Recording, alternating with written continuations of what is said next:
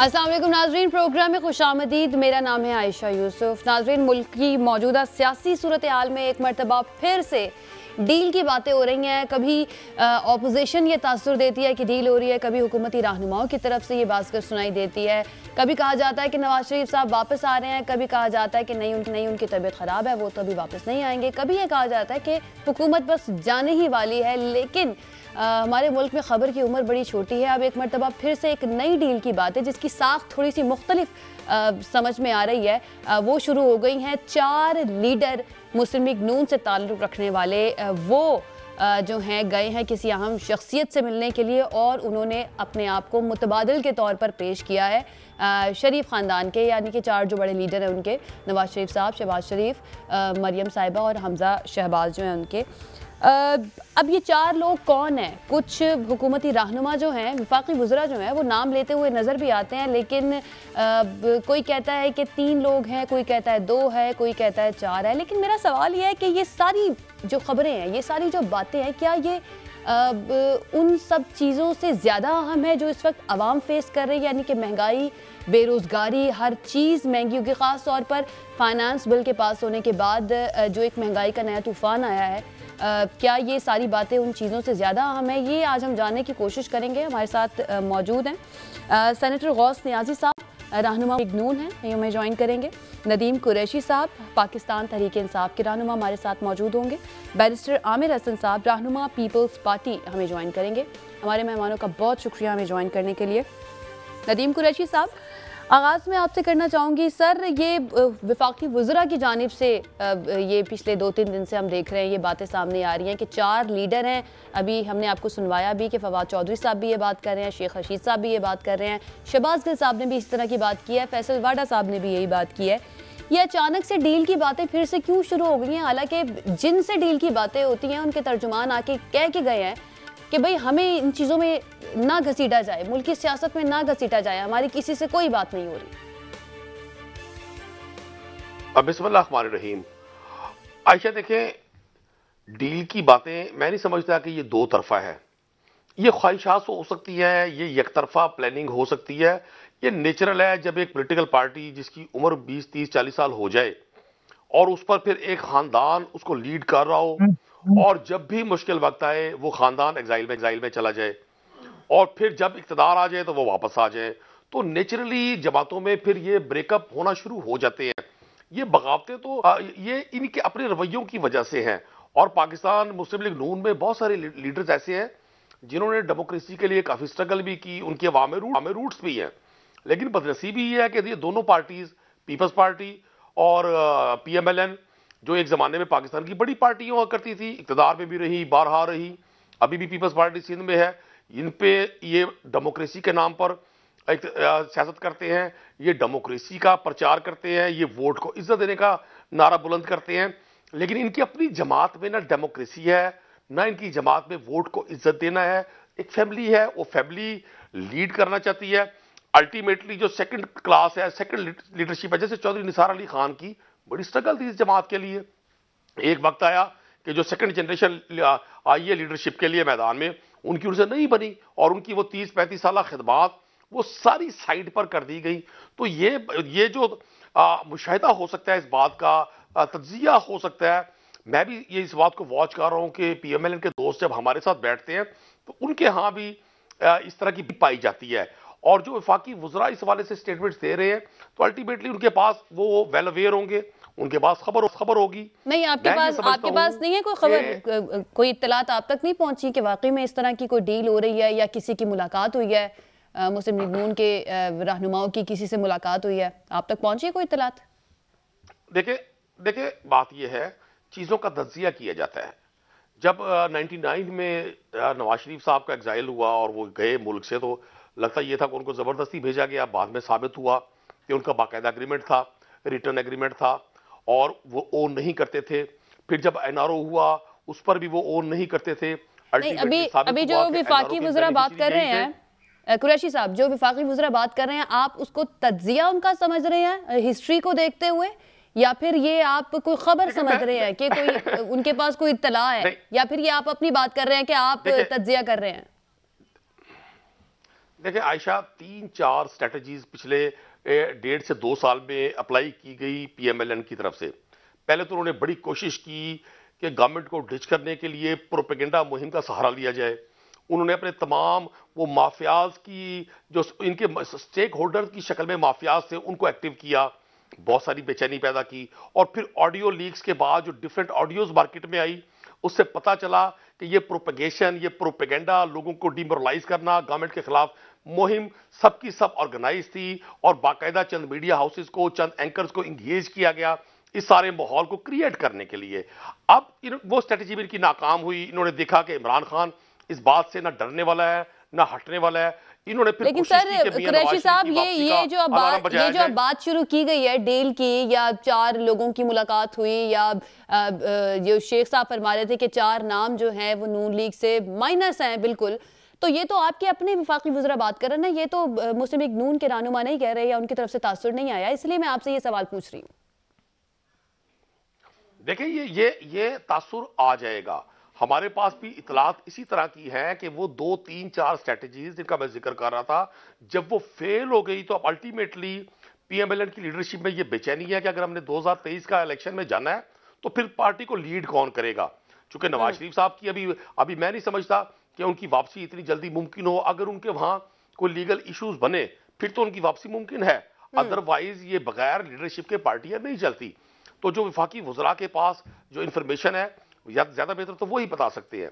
हम तो जो कुरैशी साहब, मैं आपकी तरफ वापस आऊंगी, लेकिन मैं एक सवाल छोड़ के जा रही हूँ आपकी तरफ कि आप ये कह रहे हैं कि उनकी वापसी मुमकिन नहीं है अगले इलेक्शन से पहले, या जब तक भी वो वापस नहीं आते, या जो नून लीग के रहनुमा कहते हैं कि जब तक उनकी तबीयत ठीक नहीं होती तब तक वो वापस नहीं आते। लेकिन आप ही की हुकूमत जो है वो ये कह रही है कि हम बरतानिया के साथ मुआहिदा कर रहे हैं, एक्स्ट्रेडिशन का कानून जो है वो बस हम पास करवाने लगे हैं और उनके साथ मिलकर मुआहिदा करेंगे और वहां से जो कैदी है वो वापस आएंगी। मैं आपके पास वापस आऊंगी। गौस शाह साहब, आप तक कोई ऐसी इत्तलात, गौस नियाजी साहब माफ कीजिएगा, आप तक कोई ऐसी इत्तला पहुंची है कि कोई डील हुई है या किसी की कोई मुलाकात हुई है? बिस्मिल्लाहिर्रहमानिर्रहीम। देखिए जी, ये एक नालायक लोग हैं, नाअहल लोग हैं, और ये हमेशा जो जुर्म ये कर रहे होते हैं उसका इल्जाम ये अपोजिशन पे लगा रहे होते हैं। हमेशा से 3 साल से इनका यही वतीरा है। और ये देखो, ये डील की बात या माइनस की बात इन्होंने खुद की, इनकी खुद एक एमएनए नूर आलम साहब ने कौमी असम्बली में एक स्टेटमेंट दी कि जो फ्रंट रोज पे तीन रोज हैं, जो फ्रंट की 3 रोज है कौमी असम्बली की, इनका नाम ईसीएल में डाला जाए। यानी कि जितने वज़रा हैं उनका मतलब ये था कि ये उनको पता है कि ये लोग गुजरात जो हैं ये मियां नवाज शरीफ से राब्ते में, और ये वो लोग हैं जो परवेज मुशर्रफ के साथ भी वजीर रहे, फिर पीपल्स पार्टी के साथ वजीर रहे, फिर जो है वो हमारे साथ रहे, फिर पीटीआई में चले गए। अब उनको पता है कि हमारा दौर खत्म हो रहा है, तो वो दोबारा राब्ते कर रहे हैं कि अगर नून की हुकूमत बन जाए, और जाहिर है कि जिस तरह हालात है इंशाल्लाह नून की हुकूमत बनेगी तो उनसे राब्ते बाहर कर रहे हैं। तो उनको इनको अपने भी शर्मसार कर रहे हैं कि आप लोग डील की के साथ मांग रहे हैं और वापस जाने के लिए अपने जो मुस्लिम लीग नून में जो है वो राब्ते कर रहे हैं। तो बजाय इसके कि उसको तस्लीम कर दे या इनकार कर दे, उल्टा उन्होंने हमारे पर इल्जाम लगा दिया कि 4 लोग हैं जो हमारे 4 लोग हैं जिस हमारे से राब्ते में हैं। भाई आपसे बस में है क्या? आपको इमरान खान की हुकूमत है वो बड़ी गाला तक महदूद है। और बाकी गौस नियाजी साहब, ये जो आप बात कर रहे हैं कि नवाज शरीफ साहब से राब्ते में है हुक्मरान जमात के रहनुमा, तो ये कौन से हैं? आप जरा नाम शेयर करेंगे कि कौन लोग हैं जो नवाज शरीफ साहब से राब्ते में हैं, जिनका ताल्लुक पीटीआई से? अच्छा, एमएनएस की बात कर रहे हैं आप? जी जी बिल्कुल राब्ते में। अच्छा। हमें वो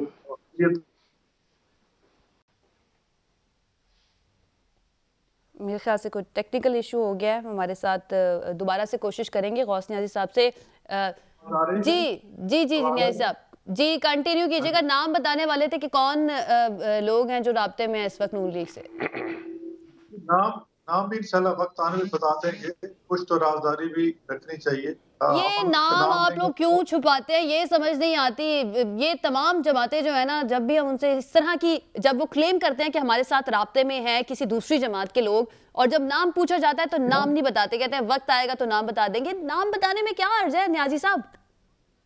मैम हम नाम बताएंगे, वो कहेंगे नहीं जी हम तो नहीं है, वो सफाइयाँ पेश करने लग जाएंगे। बात यह है कि जब तक उनकी डील पक्की नहीं होती, क्या हमारी तरफ से यकीन जारी नहीं कराई जाती, तो ज़ाहिर है वो तो इनकार करेंगे ना कि हम नहीं कर रहे। और फिर ये डील डील का तो बेखल बातें नहीं करनी चाहिए। अब तो देखो अपना जो डीजीआई इस प्यार ने स्टेटमेंट दिया है कि खुदा हमारा नाम नहीं रह जाए, कि डील डील की बातें ये फवाद चौधरी साहब और ये शेख रफी साहब और दूसरी जो बातें करते हैं, ये इनका मकसद एक तो हमें बदनाम करना होता है, दूसरा इदारों को अंडर प्रेशर लाना होता है। अच्छा, यानी आप ये कह रहे हैं कि किसी की मुलाकात नहीं हुई है, जिन 4 लोगों की ये बात कर रहे हैं, किसी की कहीं मुलाकात नहीं हुई है? कुछ भी नहीं। हम तो देखो 3-4 साल जो है हमारे गुजर गए अपोजिशन में। अब तो हम देखो ना, अब क्यों डील करेंगे? अब तो 6 साल इलेक्शन, अब 22 आ गया, इलेक्शन की तारीख तो शुरू करे। हमारी पार्टी ने तो जो है वो होमवर्क शुरू कर दिया है कि नेक्स्ट हमारे कैंडिडेट कौन होंगे। हमने अब डील करके क्या करना है? जो मुश्किल वक्त हमने गुजार लिया, और ये बड़ी कोशिश करते रहे कि हमारे खिलाफ मनी लॉन्ड्रिंग और क्या का केस भरा है। हम दोनों आज तक कोई एक केस भी साबित नहीं कर सके। सारे बातों में 2-3 साल अंदर रह के वापस आ गए। यानी नून लीग के तमाम लोग जो हैं वो इस वक्त जो क़यादत है नून लीग की, उनके नामों पर इत्तेफाक करते हैं, मुत्तफिक हैं, कोई मसला नहीं है। नहीं, हम जो मैं कह रहा हूँ कि हमारी पार्टी तो होमवर्क शुरू कर दिया कि नेक्स्ट हमारे कैंडिडेट कौन से होंगे। सही, क्या वही कैंडिडेट होंगे या कोई तब्दील होंगे? हमने तो नहीं, ये कुछ डिस्कस हुआ है। मेरा ये सवाल है, सुन लीजिए कि वजारत उज़्मा का उम्मीदवार कौन होगा, लीड कौन करेगा, इस बात पे इत्तेफाक हो गया है आपकी जमात में? देखिए मैडम, तो वजारत उज़्मा का उम्मीदवार तो जब रिजल्ट आएगा उसके बाद, अभी तो हम नहीं कह सकते कि कौन वजारत उज़्मा। देखिए ये श्योर है कि इंशाल्लाह वज़ीर आज़म जो तो सर फिर होमवर्क किस चीज का किया है? होमवर्क किसी चीज का तो होता है कि किसको वजारत उज़्मा का उम्मीदवार बनाना है, कौन वजारत आला का उम्मीदवार होगा, किसके ऊपर ज्यादा मेहनत करनी है, किसके लिए कैंपेन करनी है। पार्टी के अंदर होमवर्क होता है। ज़ाहिर है जो नाम कई नाम कंसिडर कर रहे होंगे पार्टी लीडरशिप, ऐसा तो मियां नवाज शरीफ साहब ने करना है ना कि कौन कैंडिडेट होगा। अभी तो कभी कोई भी पार्टी ना कोई अनाउंस नहीं करती। इतना इलेक्शन से पहले भी तो इलेक्शन होगा, फिर रिजल्ट आएंगे, फिर उसके बाद फैसला होगा कि कौन वज़ीर आज़म है। ठीक है सर। बैरिस्टर आमिर हसन साहब को भी शामिल गुफ्तगू करते हैं, काफ़ी देर से वो सुन रहे हैं। आमिर हसन साहब, बड़ी शद्दोमत से डील की बातें हम सुन रहे हैं, आपको भी लगता है, क्या आप तज्जिया क्या कर रहे हैं कि क्या वाकई में कोई डील हो रही है? बहुत शुक्रिया। बदकिस्मती है पाकिस्तान की सियासत की कि यहाँ पे जो ताकत का सरचश्मा अवाम है, जो आइन उसे बनाता है, उसकी बजाय हम ताकत के दूसरे मराकज़ की तरफ देखते हैं। और ये नहीं है कि ऐसा नहीं है, ऐसा है, ये एक हकीकत है। और दोनों जिन जमातों की बातें आप कर रहे हैं, वो मुस्लिम लीग नून है या तहरीक इंसाफ है, इन दोनों में एक दौड़ है कि कौन पिया मन भाए। असल में ये दोनों हैं, एक पुरानी लाडली है इस्टेब्लिशमेंट की और एक आजकल मंजूर नज़र है। अब ये एक दूसरे को गिरा के अपनी बारी के चक्कर में है, ये प्रॉब्लम रहता है। हमने बड़ी दफ़ा देखा है और पिछले 3.5 साल के अंदर कि क्योंकि ये हुकूमत परफॉर्म नहीं कर सकी, ना तो इनके पास कोई फ़िलासफ़ी थी, ना कोई आइडियोलॉजी थी, ना कोई प्रोग्राम था, ना इनके पास कैपेबिलिटी थी। हाँ जो था वो था गालम गलोच, वो था किसी की तजलील करना, तज़हीक करना, तू तकार करना, चोर डाकू कहना। उस पर टाइम तो गुजर गया, हुकूमत भी किसी ना किसी तरह साजबाज से मिल गई, लेकिन अब परफॉर्मेंस नहीं है। अच्छा, जब परफॉर्मेंस नहीं है तो अवाम लामहल्ला दूसरी जमातों की तरफ देखते हैं। लेकिन फिर ये ख़राबी ये है कि PMLN हमेशा जब देखती है कि किसी हुकूमत को इस्टेब्लिशमेंट की हिमायत है तो PMLN फिर चुप करके डील वील करके बैठ जाती है, बल्कि लस्सी पी के सो जाती है। और जब हुकूमत होती है अवामी, जैसे कि पाकिस्तान पीपल्स पार्टी की थी, तो फिर सड़कों पे तहरीक निजात और मार देंगे मर जाएंगे होता है। देखिए ना, 88 में बीबी की गवर्नमेंट आई, मियाँ साहब वजीर आला थे, तहरीक चलाने निकल पड़े। उसके बाद 93 में गवर्नमेंट आई, तहरीक निजात शुरू की, सदर के साथ साजबाज की, हुकूमत तोड़वाई। लेकिन जब जनरल मुशर्रफ की हुकूमत आई तो मियाँ साहब डील वील करके हाथ छाथ जोड़ के पूरी फैमिली बाहर चली गई। और उसके बाद फिर जब हमारी हुकूमत आई, फिर मियाँ साहब ने और मियाँ शहबाज शरीफ साहब वजीर आला होने के बावजूद कभी पंखे जलते थे, कभी मीनार पाकिस्तान पे एहतजाज करते थे, रोज लॉन्ग मार्च की कॉल देते थे। लेकिन जब से 3.5 साल से इन्हें पता है कि ये एस्टेब्लिशमेंट की पुष्ट पनाही इस हुकूमत को कहीं ना कहीं हासिल है और उसी के कहने पे यही है, तो अब फिर इस दफा हुआ ये कि ये फिर आराम से बैठ गए, अब बोलते ही कोई नहीं। असल में इशू ये है कि हमेशा मुस्लिम लीग नून दो फेसेस के साथ पॉलिटिक्स करती है। एक फेस में वो अपने आप को असूली बनाते हैं, बताते हैं हम मर जाएंगे, वो अकबर अलाहाबादी के कोई शेर वेर एक दोनों ने याद किए हुए हैं, मौका ब मौका सुना देते हैं, लेकिन हमेशा अकबर अलाहाबादी के उसी शेर के बरखिलाफ डील करते हैं, अल्लाह हाफिज कहते हैं। लेकिन बैरिस्टर साहब ये सारी क्वालिटीज जो आप बता रहे हैं मुस्लिम लीग नून की, इसी जमात के साथ आप लोगों ने पीडीएम भी बना ली और एहतजाज करने का फैसला भी कर लिया। वो ठीक है, बाद में आप पीडीएम से निकल गए, लेकिन जब आपको मालूम था कि ये जमात ऐसी है, इसके अंदर ये खामियां हैं, ये इस तरह से डील कर लेती है, सत्तू पी के सो जाती है, तो फिर आप लोगों ने ऐसी जमात के साथ क्यों फिर इत्तेहाद किया ऑपोजिशन का? देखिए, सियासत एक ऐसी जालिम चीज़ है आयशा साहबा कि आपको दरवाजे खुले रखने पड़ते हैं। कोई ईमान की या उसकी बात हो ना तो बंदा बंद करके, बिल्कुल वो मज़हब की बात नहीं, मज़हब में भी खैर खुले रखने पड़ते हैं। तो ये तो सियासत है। सियासत के अंदर जब कोई आएगा, देखे ना, जब मियाँ साहब पे मुश्किल वक्त आया एज प्राइम मिनिस्टर, तो मियाँ साहब किसका नाम लेते थे कि भुट्टो साहब को फांसी पे लटका दिया गया, मोहतरमा को शहीद कर दिया गया। तो जब हमारे लीडरशिप के बारे में इतनी बड़ी बातें करते हैं तो थोड़ा सा सॉफ्ट कार्नर हमारे में आ जाता है। फिर ये हमारे साथ बात करते हैं, जब हमारे साथ बात करते हैं फिर ये टू फेसेस दिखाते हैं। लेकिन रिसेंटली क्या हुआ? रिसेंटली ऐसा क्या हुआ कि मैंने आपको सुना है, उसके बाद मेरा भी सवाल सुन लेना। रिसेंटली ऐसा क्या हुआ कि आपकी क़यादत और आप लोगों की तरफ से इस तरह का रवैया, इस तरह के बयानात नून लीग या नून लीग की क़यादत के लिए सामने आए? क्योंकि हमने नहीं देखा कि मुस्लिम लीग नून के रहनुमाओं की जानिब से पीपल्स पार्टी की क़यादत के लिए कोई इस तरह की बात की गई हो जिस पर आपको गुस्सा हो और आप लोग इस तरह की बात कर रहे हो। रिसेंटली ऐसा हुआ क्या? आयशा साहब, अगर देखिए कुछ ऐसा नहीं हुआ, वो हमारी बातें करे ना, हमने अगर कुछ गलत किया है, हमें इन्होंने जेल में डाला है 12-12 साल, हमारे साथ इन्होंने क्या क्या प्रोपेगेंडा, हमारे खिलाफ इन्होंने एस्टेब्लिशमेंट के साथ पुष्ट पनाही उसकी लेके हमें मारा है, हमें खत्म किया है, हमें पॉलिटिकली हमें नुकसान पहुंचाया है। हम जो बात करते हैं, हम कहते हैं कि अगर इस मुल्क में कोई एस्टेब्लिशमेंट है और उसका रोल है तो आए उसे खत्म करें।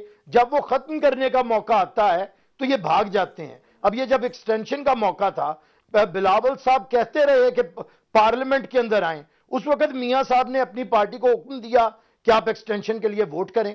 देखे ना, ये बात असूल, ये इनका कोई भी कभी भी, मैं यही तो कहता हूं कि ये दो चेहरे दिखा के तो अपना फायदा, बीबी कुलसूम थी तो वो मुजाहिमत कर रही थी और मियां साहब अंदर जेल में थे, फिर उसी मुजाहिमत के फेस से इन्होंने डील की और भाग गए। आजकल भी ये है कि कभी मरियम बीबी को बुलाते हैं, उससे बातें करवाते हैं, और कभी दूसरा होता है। हम आज भी कहते हैं कि इन्हें अवाम में आके फैसला करना है। देखें ना, जब ये हुकूमत टूटने लगी थी, कौमी असेंबली में हमने इन्हें शिकस्त दे दी थी सेनेट के अंदर, तो फिर कौन था जिसने कहा था इस्तीफे दें तो फिर लॉन्ग मार्च होगा?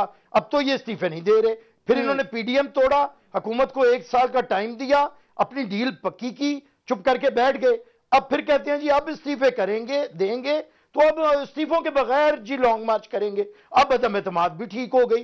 तो जो पीपल्स पार्टी कहती है आपने 1 साल के बाद वो करना होता है, तो वो तो उस वक्त तो अब पछतावे क्या हो जब चिड़ियां चुग गई खेत। अपने वक्त के ऊपर, टाइमिंग का नाम पॉलिटिक्स है, वक्त के ऊपर फैसले करने का नाम। अच्छा बैरिस्टर साहब, आप लोगों की जमात की तरफ से अदम एतमाद का ऑप्शन दिया गया था कि पहले पंजाब असेंबली में कर लेते हैं, उसके बाद कौमी असेंबली में कर लेते हैं, लेकिन मिनी बजट को पास होने से तो रोक नहीं पाए आप लोग। शेख साहब कहते हैं कि इस मरतबा 12 लोग गायब हुए थे, अगली मरतबा 26 लोग गायब हो जाएंगे। नहीं आयशा साहब, मेजॉरिटी हम बना सकते हैं, हमने बना के सेनेट में दिखाई है। देखिए, एक माजरत के साथ, आप लोग भी मौजूद हैं, 3.5 साल में बिलावल भुट्टो साहब के अलावा मुझे दिखाएं जिसने पार्लियामेंट के अंदर बातें की हैं। मियाँ शहबाज शरीफ साहब आते हैं, कभी कभी एक लंबी सी तकरीर करते हैं, चले जाते हैं। इन्होंने अपोजिशन का रोल ही प्ले नहीं किया। अगर ये उधर बैठ जाएं अपने चैम्बर के अंदर, मैं आज भी कहता हूं इस हुकूमत को शिकस्त देना कोई बात ही नहीं। और पंजाब के अंदर तो कुछ भी 1 सेकंड के अंददर ये काम किया जा सकता है। लेकिन आपके नजदीक सिर्फ तकरीरें कर देना, तब्दीली लाना, ऑपोजिशन है, सिर्फ तकरीरें कर देना, ऑपोजिशन है, ऑपोजिशन का सिर्फ यही किरदार है कि पार्लियामेंट में आके तकरीरें करे, तनकीद करे। मेरी आपने नंबर गेम की बात की है बीबी जी जी आयशा साहबा, आपने नंबर गेम की बात की है। नंबर गेम क्योंकि हम दूसरी बड़ी ऑपोजिशन पार्टी हैं वो हम पूरे नहीं कर सकते, लेकिन जब जरूरत पड़ी है हम खड़े हुए हैं। तो आप लोगों ने मिनी बजट के लिए क्यों नहीं आपने पूरे किए नंबर? मिनी बजट को पास होने से रोकने के लिए नंबर क्यों नहीं पूरे किए? देखिए सिर्फ ऐसे नहीं होता, ये नहीं हो सकता। कैसे होता है सर? बजट तो उड़ जाएगा अगर ये हुकूमत उड़ जाए तो।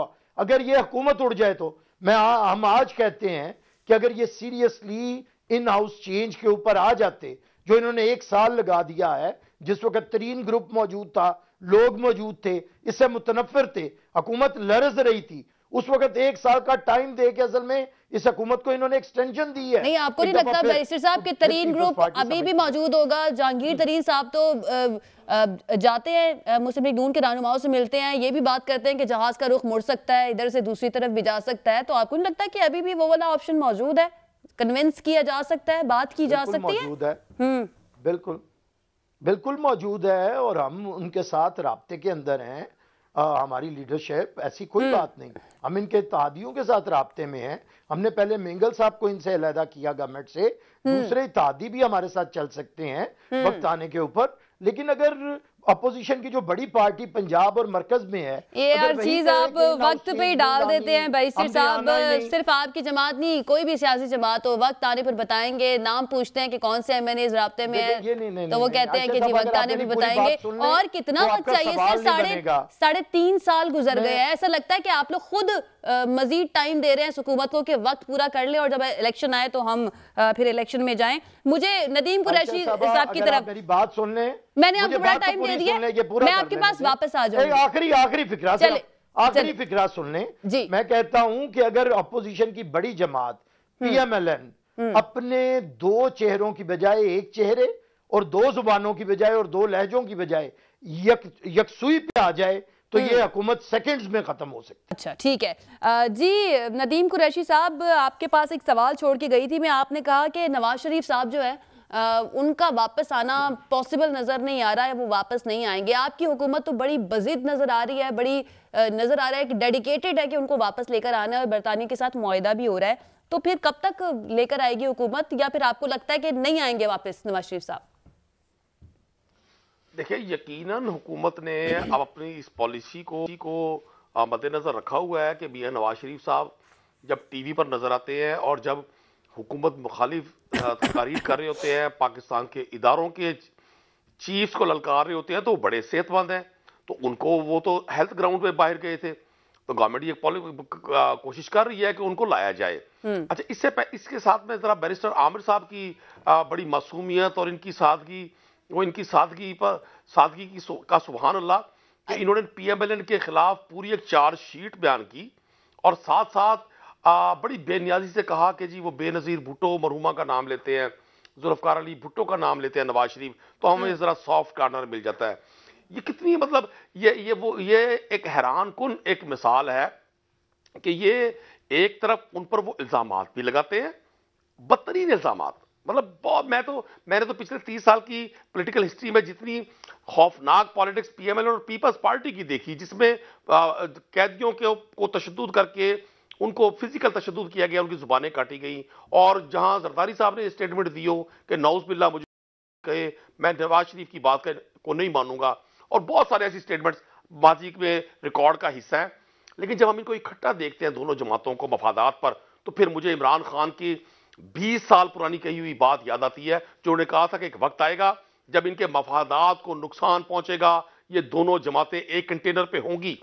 और फिर चश्मे फलक ने वो नजारा देखा, अहले पाकिस्तान ने वो मंजर देखा, और पूरी दुनिया ने देखा कि किस तरह मरियम साहबा गड़ी खुदा बख्श जाती हैं और किस तरह बिलावल साहब यहां रायविंड आते हैं, और क्या माहौल था, क्या पॉलिसीज थी, और फिर किस तरह से सेपरेशन हुई। ये आज भी एक है, लेकिन इनका टारगेट पाकिस्तान का इक़्तिदार है।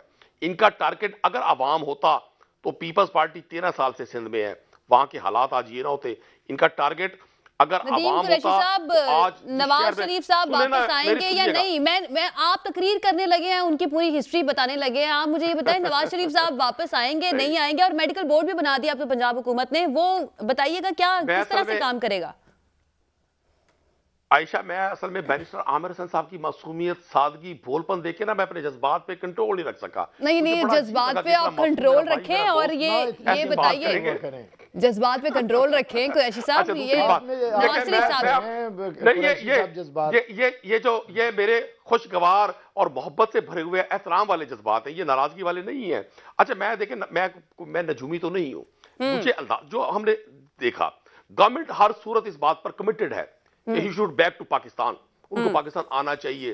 पाकिस्तान की अदालतों का, पाकिस्तान के आइन का, पाकिस्तान के सिस्टम का, अगर वो लीडरशिप जो 30-30, 40-40 साल यहां इक़्तिदार की राहदारियों में बराजमान रही है, जो दावे करती है कि जी हम 3 बार प्राइम मिनिस्टर रहे, क्रेडिट भी लेते हैं ना जी, तो फिर उनको इन इदारों का एहतराम भी करना है।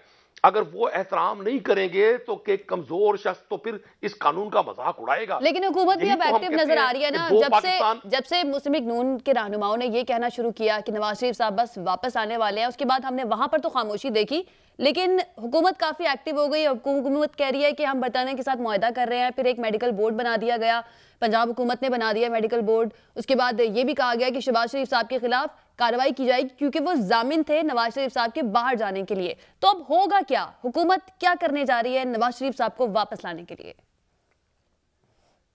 देखिए, मैं समझता हूं नवाज शरीफ साहब को आज खुद डिसीजन करना चाहिए, उनको पाकिस्तान आना चाहिए। जहां तक गवर्नमेंट की बात है, गवर्नमेंट ने यानी कि हुकूमत कुछ नहीं कर रही है। पाकिस्तान का कानून, देखिए आपने मेरी बात मुकम्मल नहीं होने दी ना। मैं आपको अर्ज कर रहा हूं, गवर्नमेंट वही करेगी जो पाकिस्तान का कानून और आइन कहता है। चूंकि पाकिस्तान का एग्रीमेंट नहीं था यूके के साथ, इंग्लैंड की गवर्नमेंट के साथ, अब अगर हम एग्रीमेंट में जा रहे हैं और कोर्ट्स में जो गारंटर थे शहबाज शरीफ साहब, उन्होंने गारंटी की थी कि आई एम द गारंटर के नवाज शरीफ साहब एक स्पेसिफिक टाइम के बाद अपनी हेल्थ बेहतर होने के बाद तशरीफ लाएंगे वापस। अब वो उस चीज से विड्रॉ हो गए तो अल्टीमेटली कोर्ट का राइट बनता है कि वो शहबाज शरीफ साहब से पूछे कि आपने गारंटी दी थी। एक साइकिल चोर तो जेल के पीछे, एक खरबूजा चोर की तो सजा हाथ काटना, एक गरीब शख्स जो भूख से मरे और उसको तो उठा के जेल में डाल दिया जाए, और ताकतवर लोग मकड़ी के जाले की तरह आपकी जमात इस वक्त हुकूमत में है ना नदीम कुरैशी साहब, आप इस तरह से बातें करें जैसे आप ऑपोजिशन में मौजूद हैं। आपकी हुकूमत है, आप कानून की अमलदारी करवाएं। जी, पार्लिमानी निज़ाम जमहूरियत में मेरी बहन, पार्लिमानी निज़ाम जमहूरियत में हुकूमतों के पास इदारों के अदलिया के इख्तियारात नहीं होते, यहाँ बादशाहत नहीं है। यहाँ हर चीज की अपनी एक डोमेन है, हर चीज का अपना एक तरीकाकार है। पाकिस्तान का आइन कानून पाकिस्तान की अदलिया को वो इख्तियार देता है कि वो फैसला करेगी किसी आपके वफाकी वज़रा आके फिर ये क्यों कहते हैं, या जो इससे पहले एहतसाब का बड़ा नारा बुलंद किया करते थे आप लोग, अब आप खुद कहते हैं कि एहतसाब नहीं हो पाया। शेख साहब कहते थे किसी को नहीं छोड़ेगा इमरान खान साहब कहते थे मैं किसी को नहीं छोड़ूंगा। क्या उनको उस टाइम पे नहीं पता था कि हर इदारे की एक डोमेन है, हर इदारे ने अपना काम करना है? उस टाइम पर इतने बड़े बड़े जो क्लेम्स आप लोगों ने किए थे ना, वही आपको काटने के लिए अब आ रहे हैं। देखें, जो उन्होंने क्लेम्स किए उन्होंने प्रूव किया, उन्होंने इदारों के मामलात में दखल नहीं दिया। आपने इलेक्शन कमीशन का रिजल्ट देखा, किस तरह से फेयर एंड फ्री इलेक्शन हुए, और पाकिस्तान की तारीख की पहली गवर्नमेंट है जिसके इलेक्शन पे तमाम अपोजिशन ने बगले बजाई हैं, खुशी के शादियाने बजाए हैं और बड़ा क्रेडिट लिया है। इसी इमरान खान साहब की गवर्नमेंट में इदारों को आज़ाद किया। पहले इदारों में बैठकर अपनी मर्जी के डिसीजन करवाए जाते थे, उन्होंने तो जो कहा वो किया। लेकिन पूरी दुनिया में मैं समझता हूँ व्हाइट कॉलर क्राइम अगर इतनी आसानी से इन्वेस्टिगेट हो जाता और व्हाइट कॉलर क्राइम की लूटी हुई रकम इतनी आसानी से वापस आ जाती, तो पाकिस्तान को ये IMF का 22nd प्रोग्राम ना लेना पड़ता। मैं तो खुद ख्वाहिशमंद हूं, मैं अपनी पार्टी की आपकी ये बात सुन के तो परेशान हो गए कुरैशी साहब। देखें, मुराद सईद साहब कहते थे इमरान खान वज़ीर आज़म बनेगा, बटन यहाँ पे प्रेस होगा और अगले दिन 200 अरब जो है ना वो मुल्क के अंदर वापस आ जाएंगे। तो ये सारी बातें आपको ये बताना चाहिए था उस टाइम पे कि व्हाइट कॉलर क्राइम को सॉल्व करने के लिए, इन्वेस्टिगेट करने के लिए टाइम लगता है। उस टाइम पर आप लोगों ने बड़े बड़े वादे किए और अब आप कहते हैं कि टाइम लगेगा, अभी हमें मजीद टाइम चाहिए, एहतसाब जो है उसके लिए मजीद वक्त होना चाहिए, हम एहतसाब ठीक से नहीं कर पाए। आपको ये उस टाइम पे अपने मंशूर का हिस्सा बनाना चाहिए था कि वक्त लगेगा, 5 साल के अंदर हम कुछ नहीं कर सकते। देखिए, मैं आपको एक अर्ज करूं, मुराद सईद साहब ने एक ख्वाहिश का इजहार किया था और उनको पता था, और उनकी बात गलत नहीं है कि पाकिस्तान की तारीख में जिस शख्स पर पूरी दुनिया ने और पाकिस्तानियों ने भरोसा किया, ये शौकत खानम, ये नमल यूनिवर्सिटी और शौकत खानम की जो बाकी चेन्स बन रही हैं, ये इमरान खान पर उस ट्रस्ट का नतीजा है। आज पाकिस्तान बैरून मुल्क बैठा पाकिस्तानी जो फॉरेन रेमिटेंसेस पाकिस्तान में भेज रहा है अरबों रुपया, माजी में तो ऐसा नहीं था। आज कोई भी शख्स, बदतरीन दुश्मन भी इमरान खान का उनकी ऑनेस्टी के हवाले से कोई क्वेश्चन नहीं करता, बदतरीन मुखालिफ भी पूरी कोशिश के बावजूद एक बात साबित नहीं कर सकता कि इमरान खान ने अपनी जात को कोई बेनिफिट दिया हो। तो ये तो बिल्कुल मुराद सईद साहब ने कहा, और मैं भी आज कह रहा हूं, लेकिन आपने ये डेढ़ से 2 साल को जो दुनिया का पूरा लॉकअप, आप भी ख्वाहिश का इजहार कर रहे हैं, जैसे मुराद सईद साहब के बारे में आप कह रहे हैं कि ख्वाहिश का इजहार किया था। मैं अपने लीडर की क्रेडिबिलिटी पे ट्रस्ट कर रहा हूं।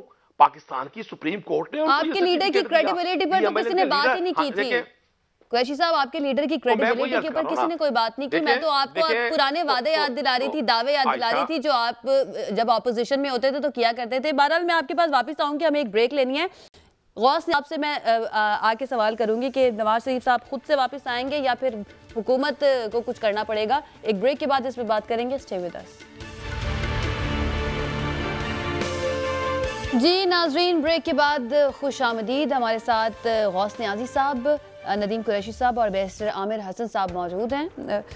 गौस नियाजी साहब, आपसे मैंने सवाल करना है कि जो ब्रेक पर जाने से पहले किया था कि नवाज शरीफ साहब खुद वापस आएंगे या फिर अब जो हुकूमत कर रही है, जो सारे इकदाम किए जा रहे हैं उनको वापस लाने के लिए, उनका वीज़ा भी एक्सपायर हो चुका है, डील में है वो, इस वक्त अपील में है, तो कब तक उनकी वापसी मुतवक्की है? कि मैडम, एक तो मेरा गिला ये नोट करें कि आप मुझे बहुत कम टाइम दिया है। मैं आपको अब पूरा टाइम दूंगी, आप पूरा टाइम लीजिए अपना जवाब देने के लिए। आप टाइम लीजिए। मैडम अपोजिशन इतनी कमजोर भी नहीं जितनी आप समझ रही हैं, है ना? जी तो, सर मैं सुन नहीं पाई, क्या कह रहे हैं? मैंने कहा अपोजिशन इतनी कमजोर नहीं है जितनी आप समझ रही हैं। अपोजिशन को आप टाइम ही नहीं दे रहे, ठीक है ना? तो अपोजिशन तो बटी हुई है ना सर, इसीलिए हम ये कहते हैं कि अपोजिशन मिल के कुछ करती तो शायद कुछ कर भी लेते। इंशाल्लाह आप मिलके करेंगे, आप देखेंगे पोजीशन अपने पत्ते इंशाल्लाह शो करेगी, कार्ड शो करेगी, कौम को मायूस नहीं करेगी। बात हो रही थी मियां साहब की। मियां साहब एक कोर्ट के फैसले के तहत हुकूमत की अशीरबाद से बाहर गए हैं और एक SOP तय हुए थे कि जब उन्होंने 8 हफ्ते के लिए गए थे कि वहाँ इलाज कराएंगे, वहाँ कोविड आ गया और फिर अदालत ने ये भी लिखा था कि अगर वहाँ हुकूमत समझती है कि मियां साहब ठीक हो गए हैं और फिर वो वहाँ आपको वापस आना चाहिए और नहीं आ रहे, तो फिर हुकूमत क्या करेगी? सब कुछ फैसले में लिखा है। उसमें लिखा है कि हुकूमत जो है वो मियां साहब के जो पर्सनल फिजिशियन है उससे रब्ता करेगी, अगर वो कहेगा कि मियां साहब फिट हैं तो फिर उनको वापस ले आएगी, हुकूमत हर तरीका आजमाएगी। अब ये इधर से वैसे तो कहते हैं कि मियां साहब को हम लाएंगे, जब मियां साहब अनाउंस करते हैं या हमारी पार्टी की तरफ स्टेटमेंट आती है कि मियां साहब आ रहे हैं तो इनकी टांगें जो है कांपना शुरू हो जाती है। वो कहते हैं कि मियां साहब आ गए तो क्या हो जाएगा, और फिर वज़ीर आज़म इतने घबरा जाते हैं कि अपने कैबिनेट में कहते हैं कि मियां साहब को लाने की कोशिश की जा रही है, उनकी रास्ते तलाश की जा रही है। अपने वजीरों से ये बातें करते हैं, डिस्कस करते हैं। पूरी की पूरी कैबिनेट मीटिंग जो है मियां साहब पे जो है वो पंचायत के एजेंडा पे बात करने के 2-4 घंटे इसी बात को डिस्कस करते हैं, कितना नवाज शरीफ साहब करते हैं। तो ये बात मैं क्लियर कह दूं कि जब भी मियां साहब की सर्जरी होनी है, कोविड की वजह से लेट है, और वो जब इंशाल्लाह जब भी वो सर्जरी हो जाएगी वो वापस पाकिस्तान आएंगे। वो पाकिस्तान में ही बनना चाहते हैं, पाकिस्तान के बारे में बहुत परेशान है, और पाकिस्तान की जो हालत ज़ार है और जो हुकूमत की जो कारकर्दगी है उसमें देखकर कुछ भी हुकूमत आवाम को रिलीफ नहीं दे सकी। महंगाई जो है, और फिर महंगाई कहते हैं कि इंटरनेशनल महंगाई है, महंगाई इंटरनेशनल कहाँ से आ गई? आधी महंगाई जो है वो तो ये अच्छी गवर्नेंस का कि हम खत्म कर सकते हैं। अच्छा नियाजी साहब, आपके अपने रहनुमा जो है, कोई कहता है कि चंद दिनों में नवाज शरीफ साहब, कोई कहता है महीनों में आएंगे, कोई कहता है कि जब तक तबीयत ठीक नहीं होती तब तक वापस नहीं आएंगे। इसीलिए ये कन्फ्यूजन पैदा होती है और फिर हम सवाल करते हैं कि कब वापस आएंगे। और दूसरी तरफ आपने वज़ीर आज़म की बात की कि उन्होंने काबीना में बैठ के ये बात की कि उनको वापसी के लिए, नवाज शरीफ की वापसी के लिए रास्ते तलाश किए जा रहे हैं। आप तो हुकूमत खुद से इकदाम कर रही है उनको वापस लाने के। हुकूमत नहीं कर रही ना, ये कशशोई करती है, तो घबराते क्यों है? फिर बुलाए मियां साहब को, ले आए वापस। हुकूमत तो संजीदा नजर आ रही है वैसे। अब बरतानिया के साथ मुआहदे की भी बात हो रही है, शहबाज शरीफ साहब के खिलाफ कार्रवाई की भी बात हो रही है। नहीं, कार्रवाई करें, क्यों नहीं करते? हमने तो मना नहीं किया इनको, शहबाज शरीफ साहब के खिलाफ कार्रवाई करें। ये खुद नहीं चाहते कि मियां साहब आए, ये खुद भेजने वाले मियां साहब को। और यकीन करें कि ये जब पता चलता है कि मियां साहब, मैंने जैसे पहले कहा है कि मियां साहब वापस आ रहे हैं, तो ये खुद घबरा जाते हैं, ये खुद नहीं चाहते मियां साहब को लाने के लिए। तो मियां साहब तो एक तो हमारी पार्टी बल्कि पोजीशन इनको अब तक टाइम देती आ रही है कि ये हुकूमत करें और ताकि अच्छी तरह एक्सपोज हो जाएं। और अब जो है वो पोजीशन ये सोच रही है कि इंशाल्लाह आप देख लेंगे अगले 2-3 हफ्तों में 26 जनवरी को पीडीएम का इजलास हो रहा है और उसमें मुशावरत शुरू कर रहे हैं अदम एतमाद के लिए। आप देखेंगे इंशाल्लाह हम अपोजिशन कौम को मायूस नहीं करेंगे और अच्छा, रिजल्ट देंगे। अदम एतमाद की आप बात कर रहे हैं, शाहिद खाकान अब्बासी साहब का मैं इंटरव्यू सुन रही थी, गालिबन कल का वो इंटरव्यू है, उसमें वो ये कह रहे हैं कि जब भी अदम एतमाद के लिए कोशिशें जो हैं उस वक्त तक कामयाब नहीं हो सकती जब तक फोन कॉल्स आती रहती हैं। तो उनके बयान से तो ऐसा लग रहा था कि शायद अदम एतमाद पे एतमाद नहीं रहा, लेकिन आप कह रहे हैं कि अब अभी भी ऑप्शन मौजूद है अदम एतमाद का। जी बिल्कुल ऑप्शन मौजूद है। हम देखो, सरदारी साहब ने पहले पंजाब में बात की जी, अदम एतमाद ने, और वज़ीर आला बुज़दार ने कमर बंद है, इसको तब्दील करें। हमने कहा जी हम तैयार हैं, तो आप ऐसा करें कि जी, हमने कहा जी हमें आप नंबर गेम शो करें, हम आपके तैयार हैं। उन्होंने कहा जी जहांगीर तरीन ग्रुप आ जाएगा हमारे साथ। हमने कहा भाई जहांगीर तरीन ग्रुप आ जाएगा तो जहांगीर तरीन ग्रुप जो है पहले को अनाउंस तो करे, तो हुकूमत से ला तलकी का ऐलान तो करे, कोई चीज ऑन रिकॉर्ड तो है ना। हम ऐसे ही हवा में छलांग लगा दें और रिजल्ट कुछ ना निकले, और बजाय इसके कि हुकूमत कमजोर होने के, गुजार होने की हुकूमत और मजबूत हो जाए। तो उसके बाद जरदारी साहब वो नंबर शो नहीं कर सकते। अभी जरदारी साहब कहते हैं कि ये तो बात करें, हम उनसे राब्ते में हैं, उनसे पीडीएम का वक्त मिलेगा और फिर जब वो यकीन दहानी हासिल होगी। अब देखो ना पिछले चंद आप न्याजी साहब ऐसे लगता है कि तरीन साहब जो है वो नून से ज्यादा राब्ते में है पीपल्स पार्टी की निस्बत, क्योंकि अभी रिसेंटली हमने उनको एक नून लीग के रहनुमा के इवेंट में भी देखा, बड़े हंस के तस्वीरें भी वो बनवा रहे थे। तो आपको लगता है कि वो नून लीग के साथ ज्यादा राब्ते में है बनिस्बत पाकिस्तान पीपल्स पार्टी के? आपने किसकी बात की मैडम? मैं जहांगीर तरीन साहब की बात कर रही हूँ। जी जहांगीर तरीन साहब के बिल्कुल राब्ते हैं, हमारे साथ राब्ते हैं, लेकिन जहांगीर तरीन साहब का अपना बोर्ड नहीं है, ग्रुप जरूर है। और जब तक हमारे पास वो पूरी नंबर पूरे नहीं होंगे, हमें छोटी नहीं मिलेगी कि बाहर से कोई हमें वो करेगा, बाहर से कॉलें नहीं आएंगी, तो हम इंशाल्लाह जो है उसको फौरन पुट अप करेंगे और बाद लाएंगे। लेकिन न्याजी साहब उन 15 से 20 एमएलएज का क्या, जिनके बारे में आप लोग क्लेम कर रहे हैं कि वो नून लीग के साथ राब्ते में है, क्या वो तैयार नहीं होंगे अदम एतमाद के लिए आपके साथ मिलने पर, आपके साथ मिल के वोट देने पर? नहीं होंगे मैडम। देखो ना, आप तो आपकी पोजीशन सारी इकट्ठी हो रही है, आप अवाम की चीखें कर रही हैं और अवाम अब तो पोजीशन में मायूस होना शुरू हो गए। अब हमें हर सूरत जो है ना कोई ऑप्शन अब इस हुकूमत को गिराने के लिए कोई ऑप्शन इस्तेमाल करना पड़ेगा। पहले हमारी सबसे बड़ी ऑप्शन ये थी कि हुकूमत खुद ही अपने बोझ से गिर जाए, लेकिन हम देख रहे हैं कि ये सिर्फ लिंगर ऑन कर रहे हैं और वो पीछे से पीछे जा रहा है। तो अब सारी जिम्मेदार सियासी पार्टियां, मुस्लिम लीग नून है। ठीक है, न्याजी साहब की आवाज़ जो है वो फिर से चली गई है। बैरिस्टर साहब मैं आपकी तरफ आ जाती हूँ। लगता है वैसे आपको कि माइनस नवाज शरीफ मुस्लिम लीग नून हो सकती है और आगे अपनी सियासत को लेकर जा सकती है, या ऐसा पॉसिबल नहीं लगता आपको? देखिए, लीगली तो नवाज शरीफ माइनस हो चुके हैं, मतलब अब वो डिस्क्वालीफाई हैं और सुप्रीम कोर्ट से हैं, तो वापसी तो उनकी तो सियासत के अंदर हो नहीं सकती। फिर मियां साहब ने हमेशा सियासत की बजाय जान बचाने को तरजीह दी है। सियासत के अंदर कई दफ़ा आपको तकालीफ बर्दाश्त करनी पड़ती है। मैं मियां साहब को शहीद जुल्फ़िकार अली भुट्टो के साथ तो नहीं मिलाना चाहता, ना वो मिलते हैं, ये तारीख के साथ और भुट्टो साहब के साथ ज़्यादती होगी। लेकिन चलें, आज के जो दौरे हाजिर के लीडर हैं और हमारे लीडर के साथ अगर उनका तकाबुल प्रेसिडेंट जरदारी के साथ करें, तो जरदारी साहब ने हमेशा यहीं पर रह के जेलें काटी हैं। यहीं पे रहे हैं। मैं खुद आपको अपनी जाती गुफ्तगू की मिसाल देता हूं कि पिछले दिनों जब प्रेसिडेंट साहब इधर थे लाहौर में, तो मैंने उनसे पूछा कि बीबी बख्तावर के हाँ बेटे की पैदाइश हुई है और आपके यहाँ 25 साल के बाद कोई खुशी है तो आप नहीं जाएंगे दुबई? तो उन्होंने कहा मैं दुबई जाऊं इस बात के लिए और इस हुकूमत से माफी मांगू और इजाजत मांगू, ये मेरा जमीर इजाजत नहीं देता। ये फर्क है पाकिस्तान पीपल्स पार्टी की क़यादत में और दूसरी नाम नेहाद असूली क़यादत में। तो इसलिए मैं समझता हूँ मियां नवाज शरीफ तो है माइनस। अब ये इन्होंने देखना है PMLN ने कि अभी भी इन्होंने प्रो एस्टेब्लिशमेंट और एस्टेब्लिशमेंट का ब्लू आइड बन के पॉलिटिक्स करनी है, या अगर वो जो बातें करते हैं बड़ी बड़ी उसके तहत निकल के वंस फॉर ऑल एक दफा ये फैसला कर लें कि पाकिस्तान के अंदर हक के हाकमियत अवाम को लौटाएं, ताकत का सरचश्मा अवाम है। अब ये छोड़ दें ये तमाशा कि आप फिर उसी दरवाजों की तरफ जा रहे हैं डील, और कोई भी जमात जो इस वक्त डील करेगी, क्योंकि देखिए मुल्क आगे नहीं बढ़ रहा, एस्टेब्लिशमेंट को भी समझ आ गई है कि इन नालायकों के करने का ये काम नहीं है, और अब सारे मामला सबको नजर आ रहे हैं। इस वक्त अगर कोई अपनी डील के लिए अपने कंधे पेश करेगा तो वो नुकसान उठाएगा। यानी बैरिस्टर साहब जो इस वक्त हुकूमती वुज़रा जो डील के बारे में बात कर रहे हैं, तो उनकी बातों में आपको दम नजर आ रहा है कि वाकई में ऐसा कुछ हो सकता है डील की बात?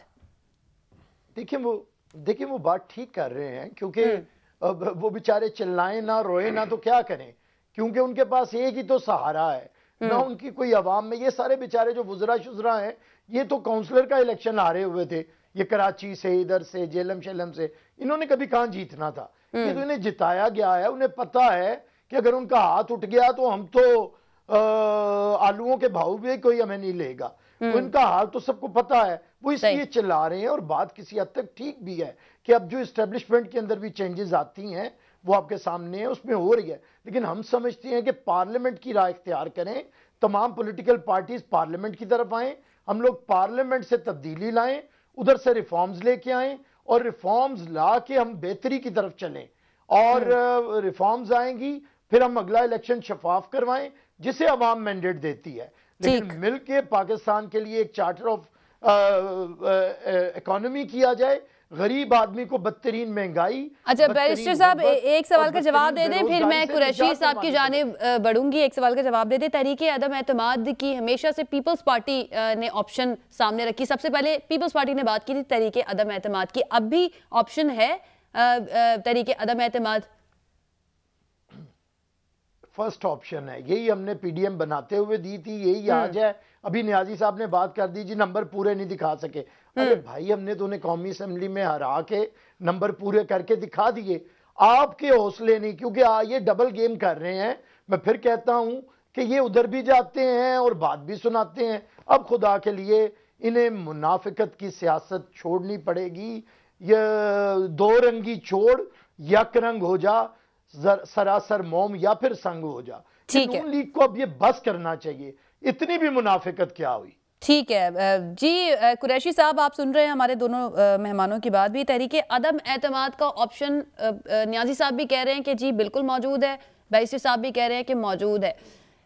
पाकिस्तान तहरीके इंसाफ जो है उसको कोई परेशानी तो नहीं है तहरीके अदम एतमाद के ऑप्शन को देखते हुए? आपको लगता है कि अगर आई भी तहरीके अदम एतमाद तो कामयाब नहीं हो पाएगी ऑपोजिशन? देखिए आयशा, आपने कहा कि पाकिस्तान तहरीके इंसाफ को कोई परेशानी तो नहीं है। हुकूमत करना, हक हुक्मरानी रखना, अवाम की तकलीफ, दर्द और अजियत को कम करने की कोशिश करना, इससे बड़ी जिम्मेदारी और परेशानी क्या हो सकती है? परेशानी उन हुक्मरानों को नहीं होती अपने इक़्तिदार में जो दौरान इक़्तिदार मुल्क की वसाइल का लूट मार इस तरह से करते हैं कि लोग भूख से बिलबला रहे होते हैं और हर डिवीजन प्रोविंशियल हेडक्वार्टर में अरबा रुपए के, करोड़ों रुपए के बिलावल हाउसेस बनते हैं। परेशानी उन हुक्मरानों को नहीं होती कि अवाम भूख से मर रहे होते हैं और वो इवन फील्ड और सारे महलात पर आते हैं। कितनी गलत। देखिए मैंने बैरिस्टर साहब सारी आपकी सारी लच्छेदार बातें सुनी है, आप बर्दाश्त करें ना जी। आप अगर ये फरमाते हैं कि जी ये मैंने दुनिया के पहले मुतकब्बिर लोग देखे हैं जिन्हें अपनी जाती घरों की बातें, मैं आर्गुमेंट दे रहा हूं ना, मैंने आपसे आर्गुमेंट नहीं देना, मैंने आपके आपसे पूछ के नहीं देना भाई, फिर मैंने जाती बातें शुरू की, अब छोड़ देना, तो छोड़ दे, दूर तक ये बनी गाला के अलावा आपके पास कुछ नहीं है, बनी गाला के अलावा कुरैशी साहब सीधा सवाल। नदीम कुरैशी साहब, मैंने सवाल इसलिए किया आपको क्योंकि नून लीग क्लेम कर रही है कि 15 से 20 MNAs उनके साथ राब्ते में है। परवेज खटक साहब का जिस तरह से उनका एक आर्ग्यूमेंट हुआ, बाद में उन्होंने तरदीद कर दी उसकी, लेकिन वो आर्ग्यूमेंट पूरी मीडिया की जीनत बना। नूर आलम खान साहब जो हैं वो असेंबली के फ्लोर पर खड़े होकर आप लोगों के बारे में, अपनी क़यादत के बारे में जो बातें कर रहे हैं उस पर उनको शो कॉज नोटिस होता है। मैंने इसलिए सवाल किया कि आपके अपने लोग जो हैं, आप इतने कॉन्फिडेंट है वो आपके साथ ही खड़े होंगे? 3.5 साल से मैंने सैकड़ों बार ये सुना, सैकड़ों प्रोग्राम्स में सुना, हजारों प्रोग्राम में कर चुका हूं। 10 दिन जी, 15 दिन, 2 माह, 4 माह, दाएं बाएं, आर या पार, मैंने बड़ी बातें सुनी हैं। मैं बजाय इसके सीधे से सवाल का जवाब मैं सीधे अंदाज में दूं, मैं इनकी उस बात का जवाब क्यों ना दूं? ये मैंने दुनिया के पहले गैर मकबूल, रिजेक्टेड, मुतकब्बिर लोग देखे हैं। एक तो शख्स तकब्बुर करे ना अपनी फतह पर, अपनी जीत पर, ये मैंने पहले मुतकब्बिर शख्स अपनी जिंदगी के देखे हैं कि जिनको पंजाब में पीपल्स पार्टी की बात करूं 2-2 वोट मिले कैंटोनमेंट बोर्ड के इलेक्शन में। ये हमारे वुजरा को कहते हैं ये काउंसलर नहीं बन सकते। मतलब हैरानी की बात ये है कि घमंड से भरे हुए ये सर पंजाब के रिजल्ट के बावजूद वहीं खड़े हुए हैं। आज भी बीबी की लाश और जुल्फकार अली भुट्टो की लाश, इसके अलावा कुछ नहीं है। मैं तो बस हम आपको अपने नजरियात पे करते हैं, पाकिस्तान तहरीक इंसाफ, पाकिस्तान तहरीक इंसाफ इनके मुकाबले के लिए तैयार है। पाकिस्तान तहरीक इंसाफ ने पहले इनका मुकाबला किया, इनको पंजाब। मैं सवाल जो है मैं आगे बढ़ के एक सवाल मैं करती हूँ, आप तीनों से मुझे एक कमेंट चाहिए। जी बैरिस्टर साहब प्लीज एक सवाल मैं कर देती हूँ, तीनों से मुझे एक कमेंट चाहिए, तीनों से एक कमेंट चाहिए क्योंकि वक्त हमारे पास कम रह गया है। कि institute for public opinion and research ने एक सर्वे किया है, उसके मुताबिक अगर आज इलेक्शन हो जाता है तो मुस्लिम लीग नून जो है उसको 29% लोग वोट देंगे, पाकिस्तान तहरीक इंसाफ को 28% लोग वोट देंगे और पाकिस्तान पीपल्स पार्टी को 15% लोग वोट देंगे। जी बैरिस्टर साहब, आप कमेंट करना चाहेंगे कि पीटीआई की जो मकबूलियत है उसमें कमी तो हुई है, लेकिन अभी भी वो नून लीग को टक्कर का मुकाबला देने के लिए तैयार है? देखिए, ये जो सर्वेज होते हैं वो ज्यादातर शहरों के अंदर, अर्बन एरियाज में और पढ़े लिखे लोगों के साथ कंप्यूटर पे ज्यादातर कर लिए जाते हैं। तो मैं समझता हूं कि इनके जो रिजल्ट्स आते हैं वो यही है, ऐसे नहीं होता। रिजल्ट्स अवाम देते हैं, अवाम देंगे। ये हुकूमत, ये 28 छोड़ें, ये भी बातें कर रहे हैं ना, इन्हें कोई 2.5 वोट भी देने पे तैयार नहीं। इनका हाल देखिएगा क्या होता है। सही, लोग इनसे तंग आए पड़े। ठीक है, आपका पॉइंट आ गया है। नियाजी साहब, जी नियाजी साहब, आप क्या कहेंगे इस सर्वे पर? मैडम बिल्कुल, सर्वे ये शहरी इलाकों से हैं। देहातों में तो आप जरा देख रहे हैं, जरा इधर शहर में या छोटे शहर में जो खाद लेने के लिए, यूरिया लेने की कतारें लगी हैं, क्या ये हुकूमत को वोट देंगे? इतनी बददुआएं दे रहे हैं। देहातों में तो मेरे ख्याल में ये जो सर्वे है सिर्फ कुछ कम महदूद लोगों के, हकीकत में जो है वो 70-80% लोग जो है वो मुस्लिम लीग नून को वोट देने के लिए कम से कम पंजाब में तैयार है। और ये ठीक है जी कुरैशी साहब, इंशाल्लाह लोग बाशऊर हैं।